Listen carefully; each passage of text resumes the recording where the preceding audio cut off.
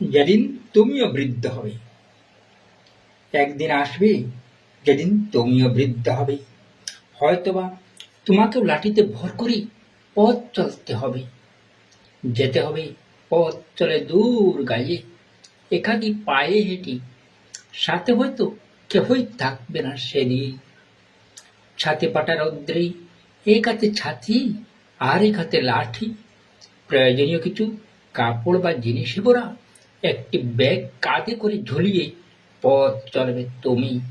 পিপাসায় গলা শুকিয়ে যাবে, জলের জন্য প্রাণ অতিষ্ঠ হয়ে উঠবে। আগে পথের ধারের চায়ের দোকানে চাইলেই গ্লাস ভর্তি জল দোকানদার দিয়ে দিত, পয়সা লাগতো না। সেদিন আর নেই, যুগ বদলে গেছে, এখন জলের বোতল কিনতেই হয়। তাই পথের ধারের দোকান থেকে যদি ছোট জলের বোতল না পাও, তবে বড় জলের বোতল হলেও কিনে নিবে। একটুখানি জল পান করে পিপাসা মিটিয়ে নিবে। অবশিষ্ট জল ভর্তি বোতলটা তুমি কি করবে?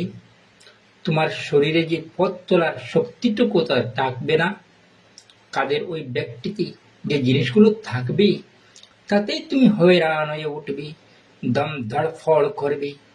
তোমার এক হাতে ছাটি আর এক হাতে লাঠি, তাই নিরুপায় হয়ে রাস্তায় ফেলে দিবে না তো টাকা দিয়ে কিনা ওই জলের বোতলটা তুমি সেদিন পথের ধারে।